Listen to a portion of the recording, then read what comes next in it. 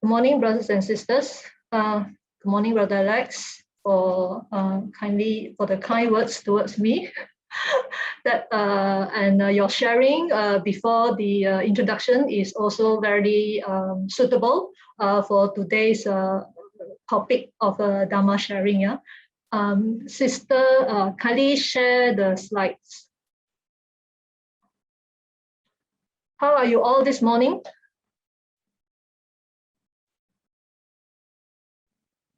Can you probably put a word in the chat box or some icons?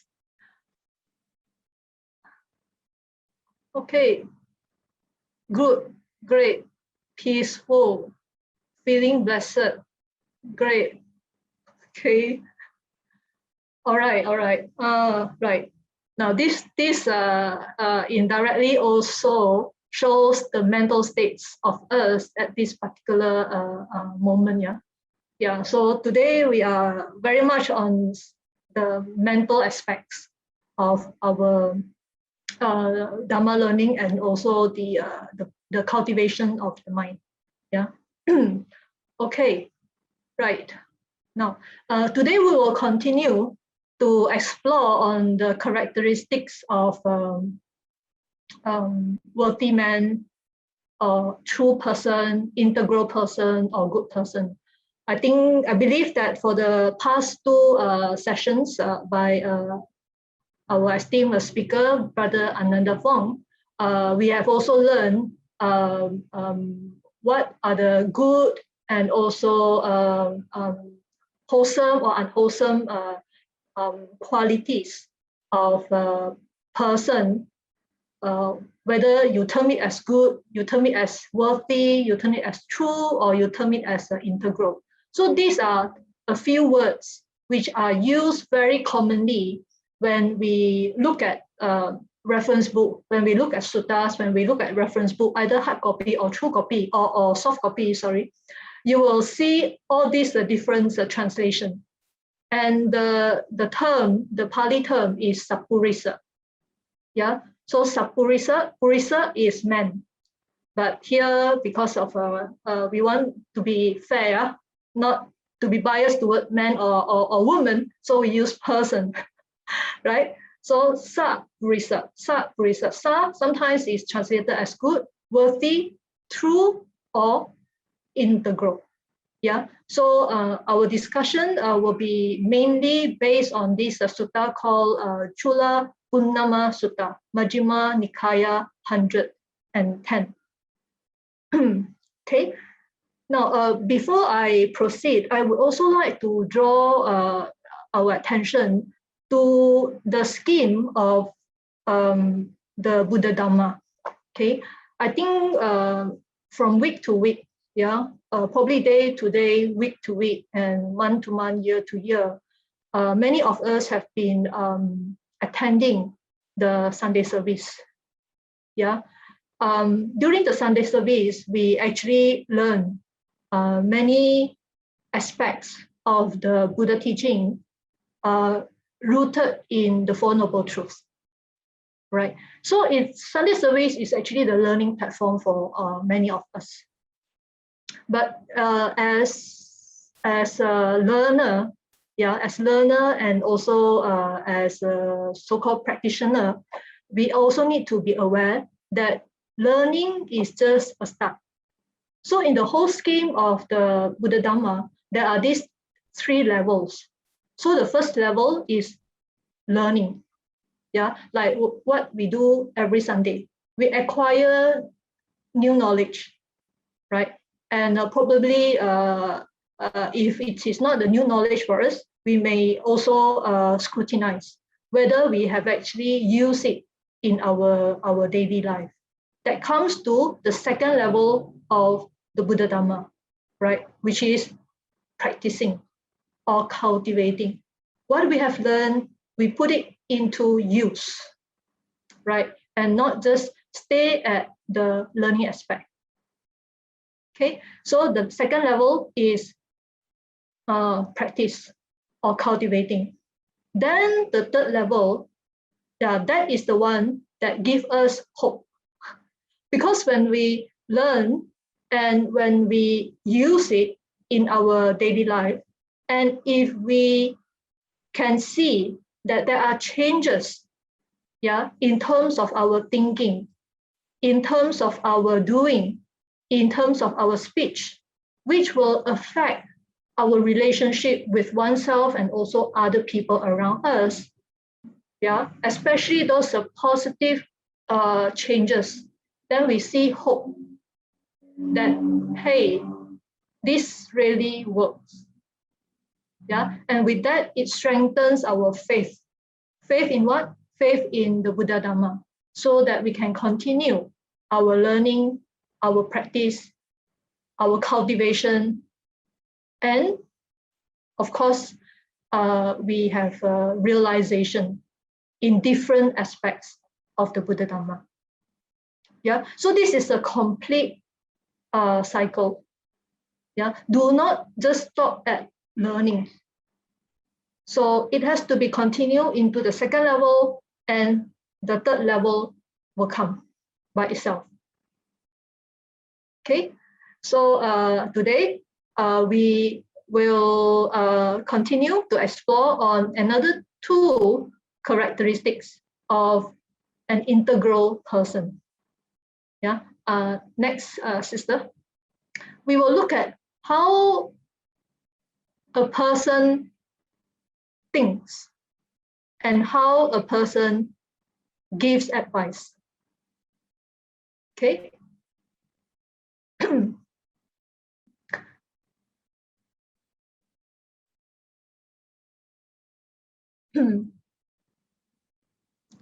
All right.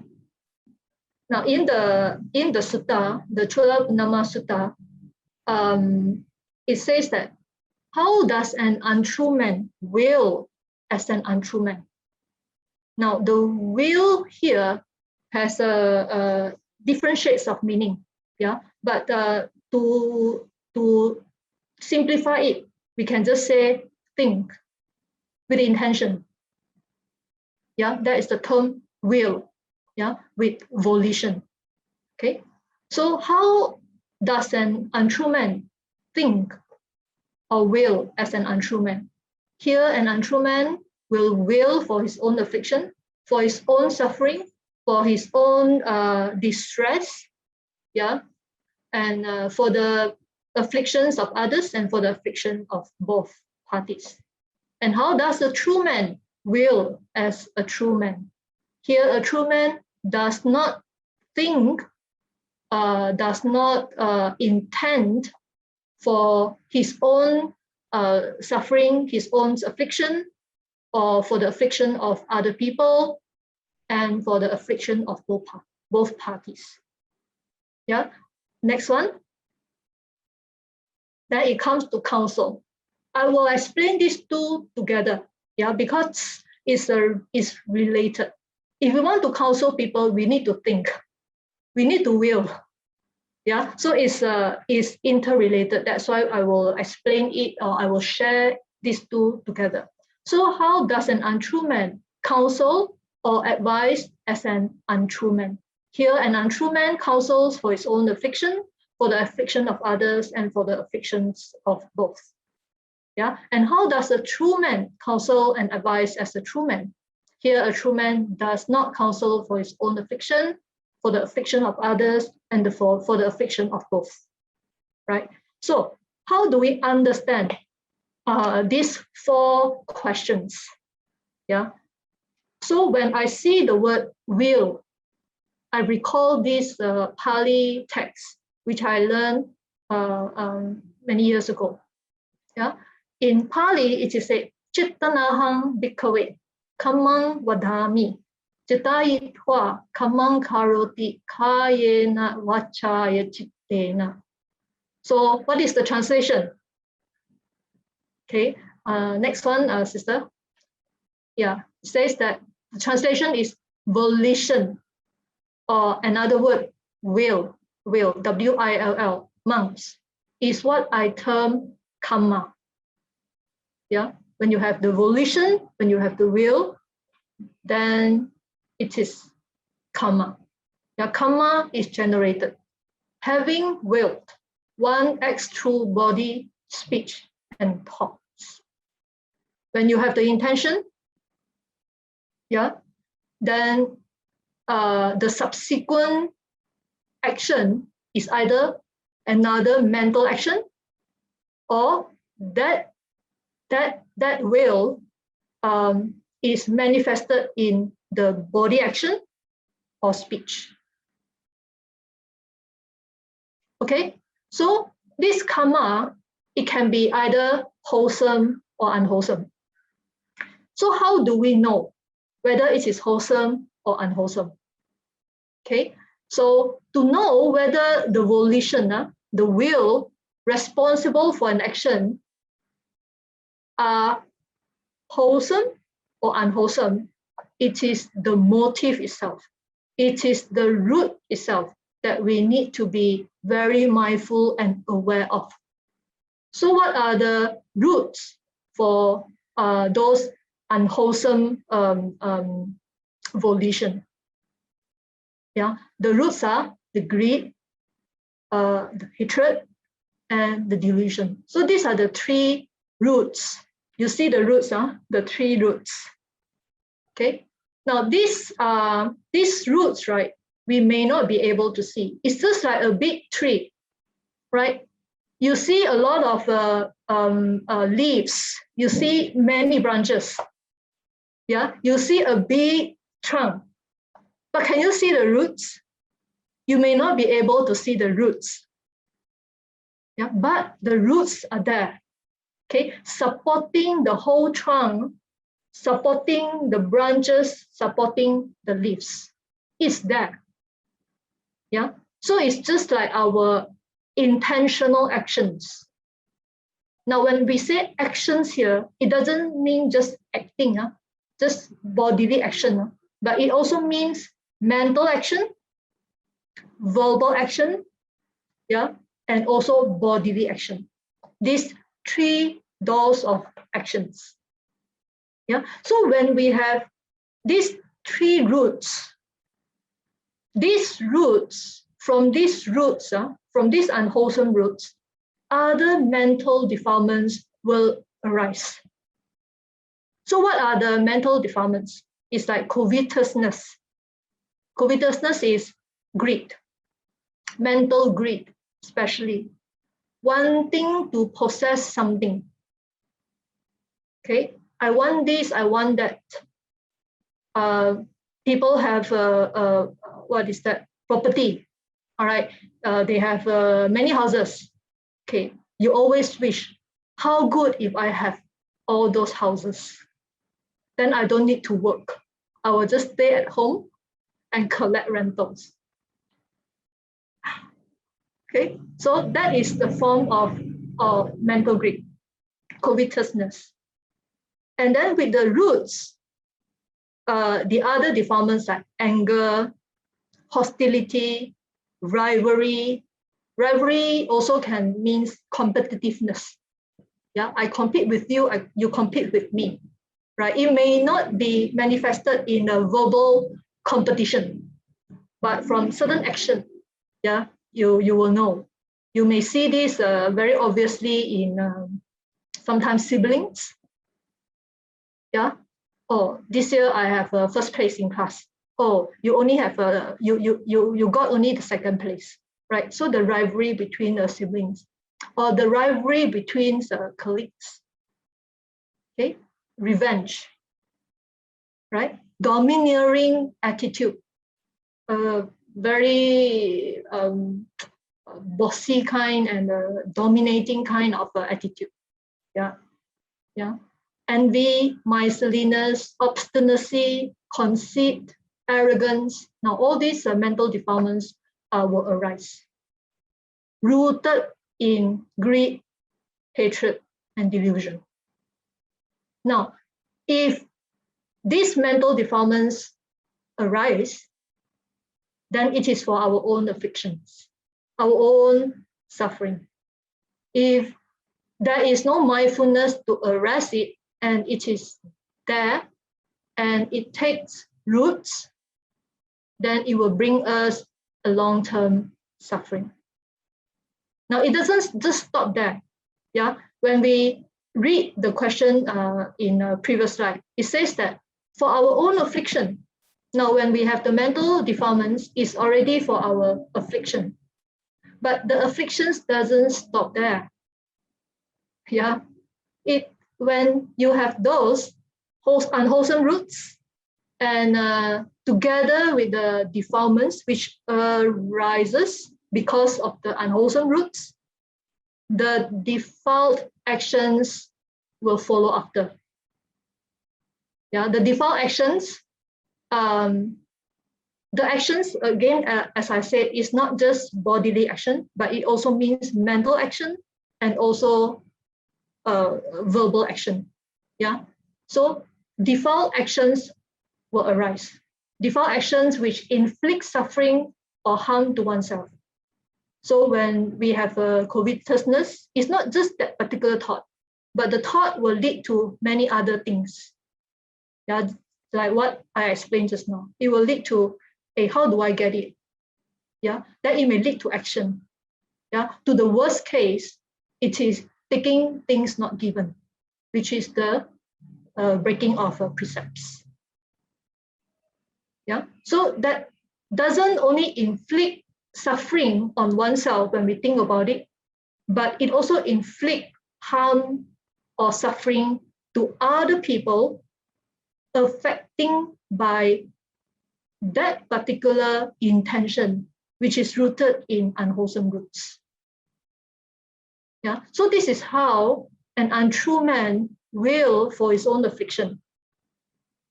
For the affliction of others, if our thought, yeah, has caused a reason of another default actions, and for the afflictions of both parties. Okay, can you understand this aspect? Okay, so this point of time, we would like to ground our understanding on what does it mean, yeah, by you will, if an untrue man, how does an untrue man will for his own affliction, for the affliction of others, and also the affliction of both. Yeah, and this will apply the same way for the wholesome karma or the wholesome volitional action. Yeah, so if the action is originated from the three wholesome roots, which is non-greed, non-hatred, or non-delusion, or in another words, which is easier to understand, non-greed, we can say generosity, or liberality, or open-handedness. Yeah, you don't grasp on things.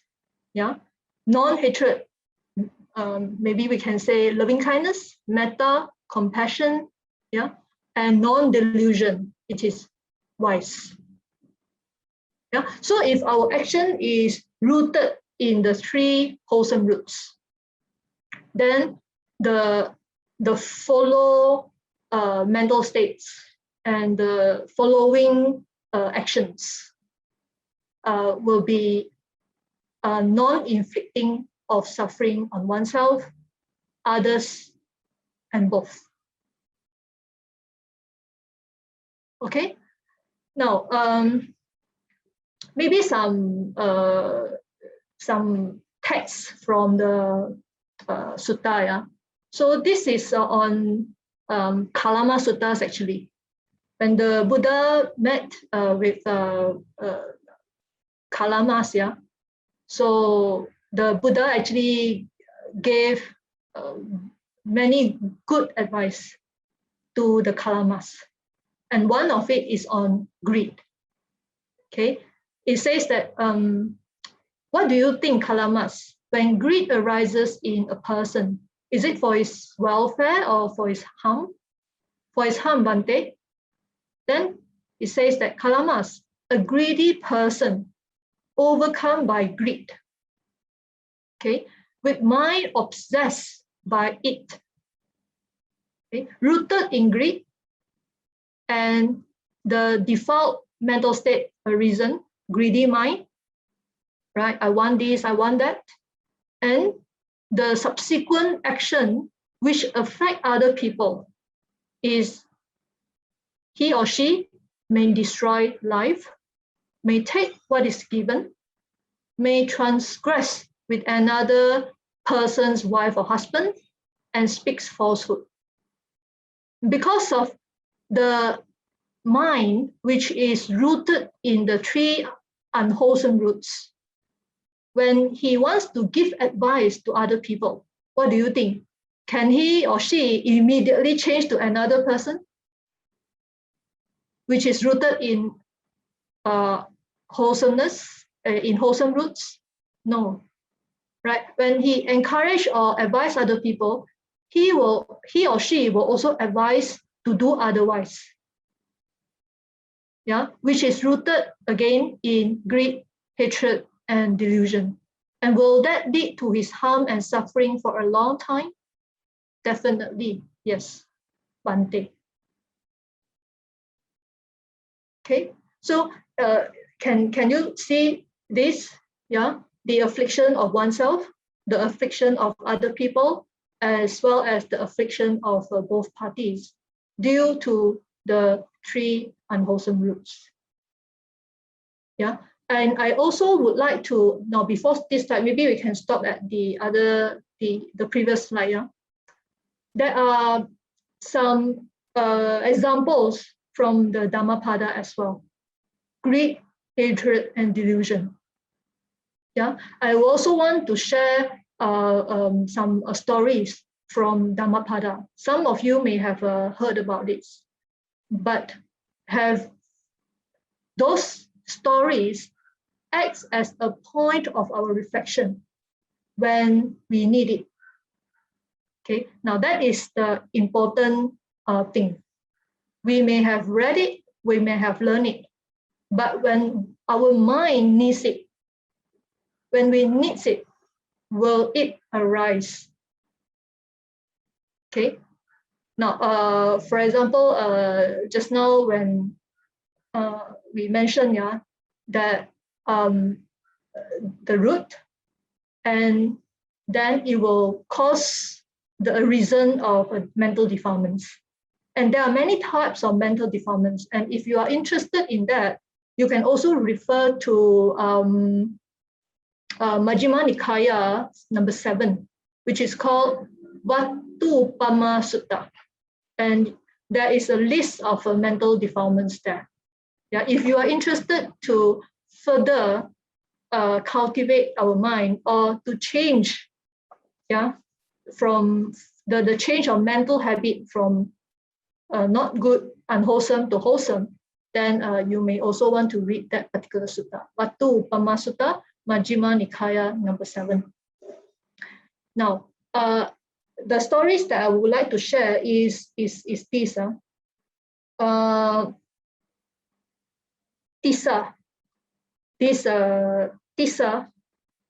he was a cousin of the Buddha, and he was only ordained when he reached an old age.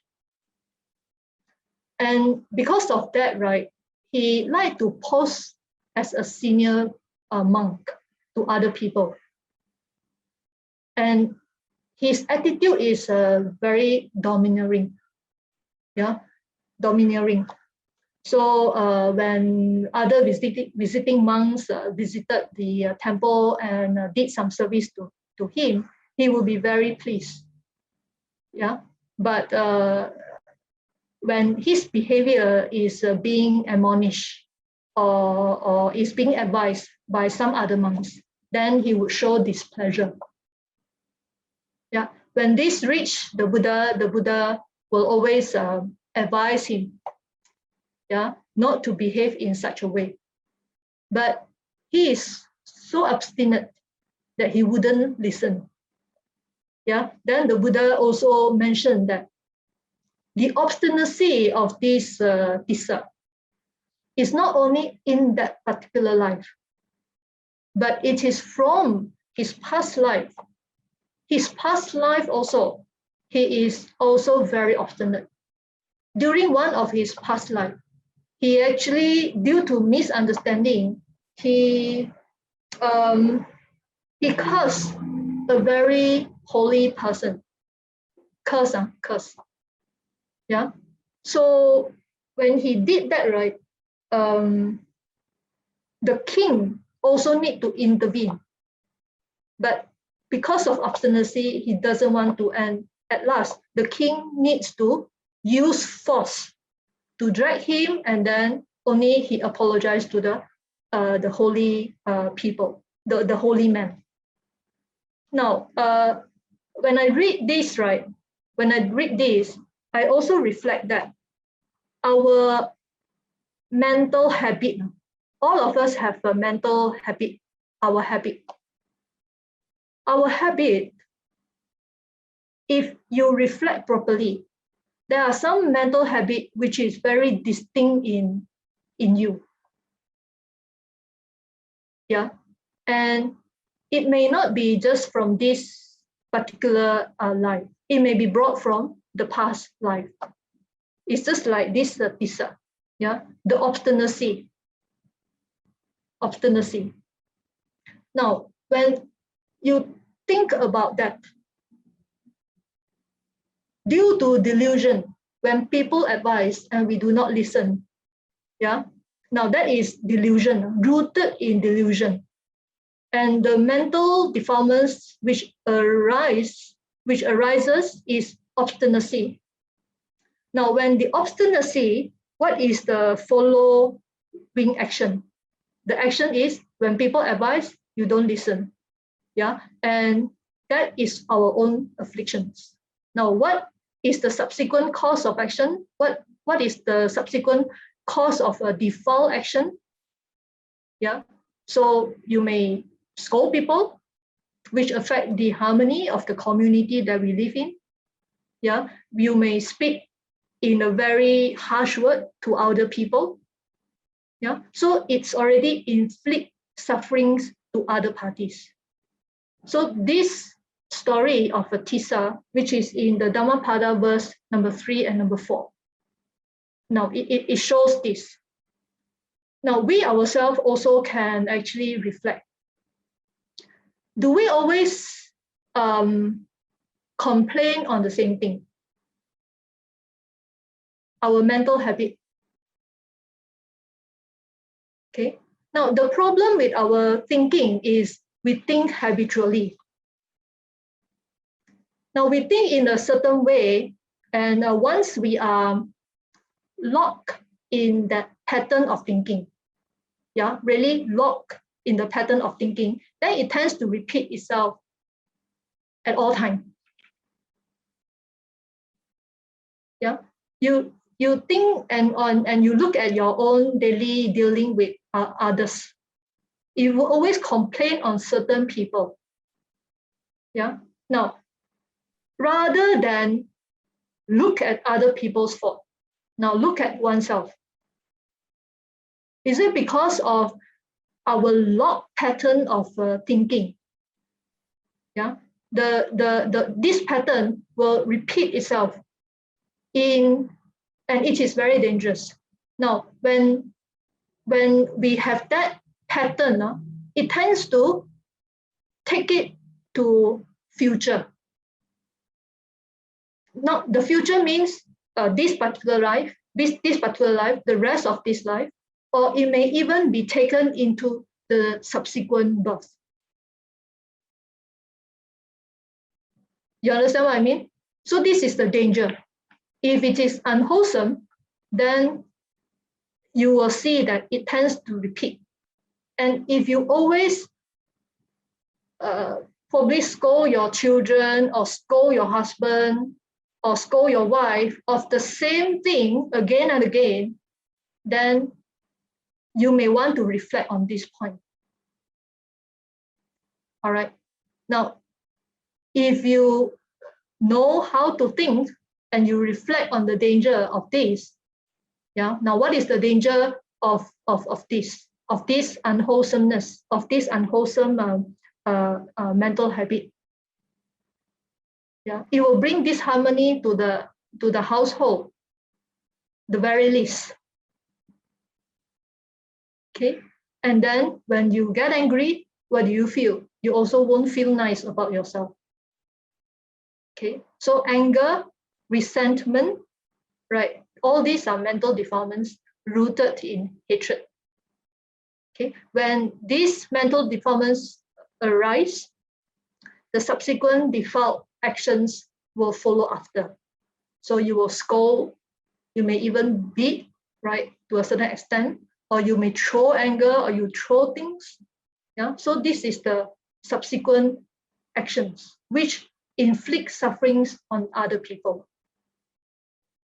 Now, when we always have this repeat itself, when we give advice, all right, unconsciously, it will also be rooted in anger, yeah, unpleasing to other people. Okay, so when we reflect on the danger of the unwholesome roots with the reason of a mental defilements, okay, when we reflect on that, now this is the work that we need to do. This is the mental training that we need to work on. If we are serious in our well-being, in other people's well-being, yeah, then this is really the things that we need to work on. We need to train our mind, and we need to also work on how we think. Yeah, we cannot just stop at knowing. Okay, so if we are really serious, then we need to gradually change the way we think. We change. Last time we tend to look at people in such a way, hey, you are so disobedient. When I tell you to do this, you do the other thing. Yeah, and why don't you follow what I said? Why you always want to do what you like? Yeah, and if we always think in such a way, the result that come back to us will always be the same. You will not be expecting a different result of the log pattern that we have always. Okay, so if we think that we always do the same thing, and we expect the different result, then that's delusion. That is not wise.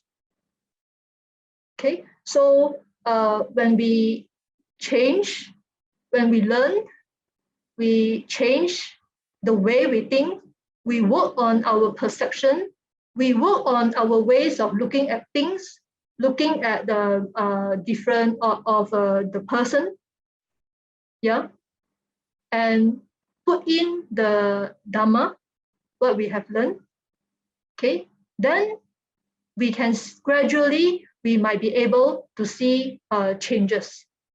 When we look at people with kindness, when we look at people with understanding, when we look at people with compassion, yeah, then after a while, we won't see people as we used to see them.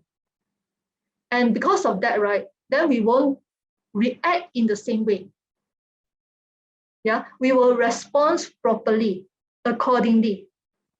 Yeah, now if you see that, then you know that that is the sign that you have moved on. And that is the light that you can see hope in what you have learned. And you see hope in improving the well-being of oneself and improving the well-being of other people. Okay, now when we see that, right, when we start to see that, yeah, then you will be able to be more interested in continuous learning, in mental cultivation, in training of our mind. Okay, yeah, can you see that? Okay, so next one. What's the time now? Oh, okay. Now, so knowing the dangers and ill effect of unwholesome volitional action, one should be very cautious in thinking and also intention, and will not just think or will about something that brings about his own affliction. Yeah, and with that, for the affliction of others or the afflictions of both. And he would not encourage or advise others to say, do, or think anything that is motivated by unwholesome roots.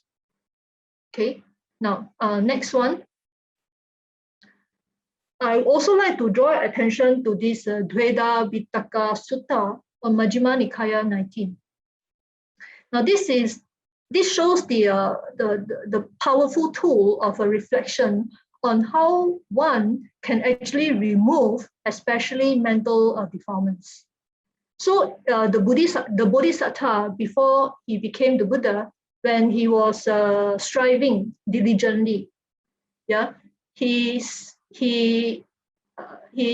that the thought of the sensual desires arose, and he understood that this thought of sensual desire has a reason, and he reflected that this thought, all right, leads to one's own affliction, to others' affliction, and to the affliction of both. And what is the repercussion of it? It obstructs wisdom, all right? It causes difficulties in oneself and also other people, and it leads away from Nibbana. So when the Bodhisattva actually reflected on this, right, the thoughts, all right, the thinking will subside. There won't be any follow-up default actions. Okay, so this is how when a thought, a reason, he abandoned it, he removed it, and also he did away with it. Okay, so I would also like to use this and emphasize on this powerful tool of a reflection. Now, the more we reflect on it,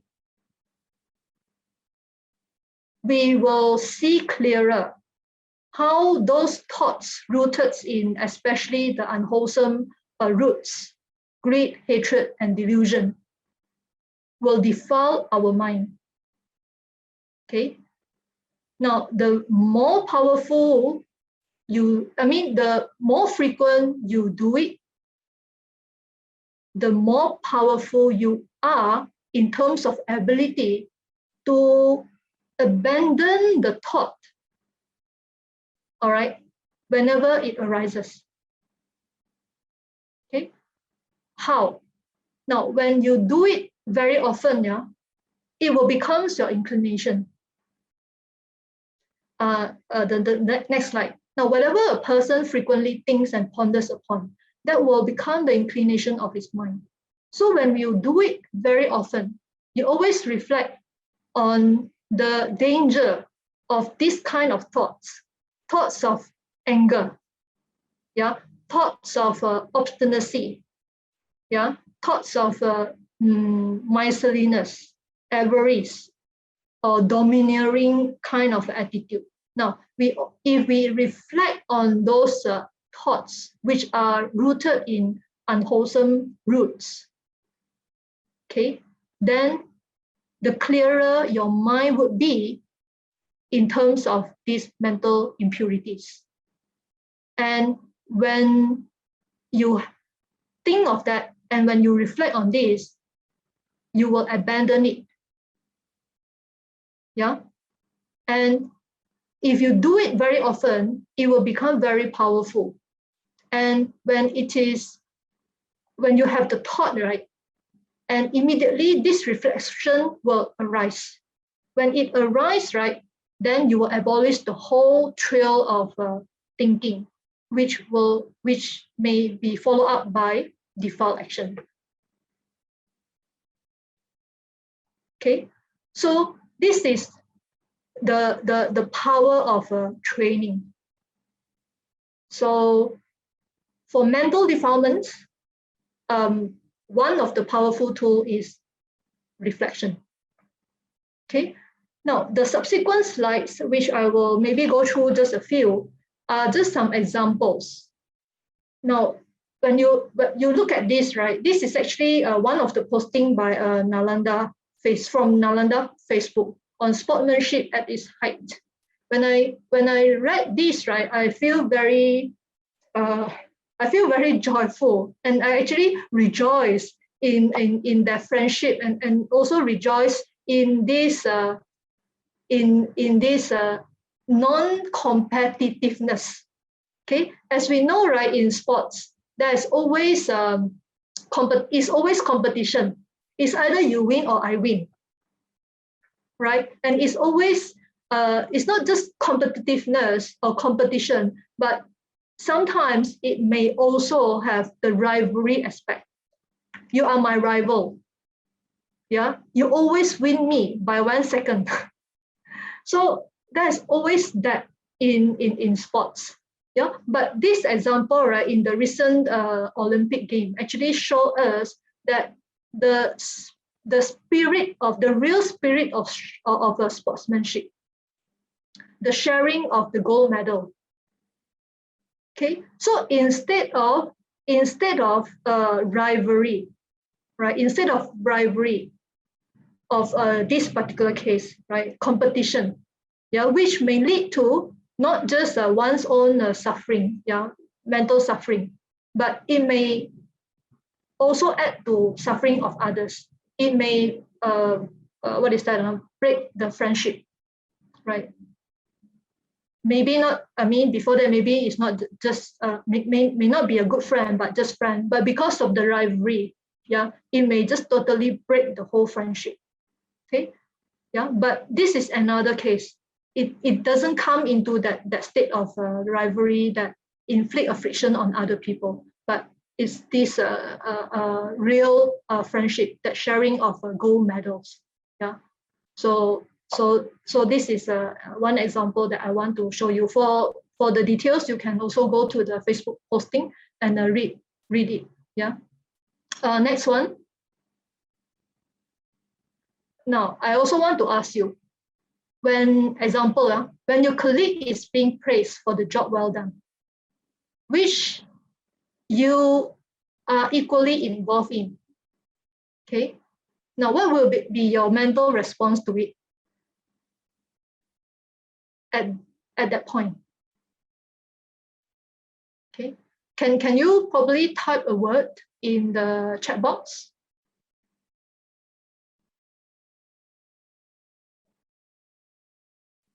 Fearless, blessing, joyful. Okay, I will congratulate him or her. Very good. Congratulate, very good. Rejoice, very good. Okay, I know that all of you are practitioners. That's why you have the term rejoice, you have the term congratulate. Yeah, but congratulate is just verbal. You may not know whether you must also look into your mind, yeah? Whether the congratulation is the true one rooted in wholesome roots, or it is unwholesome but it's just acted out. Yeah. Check it out. Yeah. Deprive of appreciation. Yeah.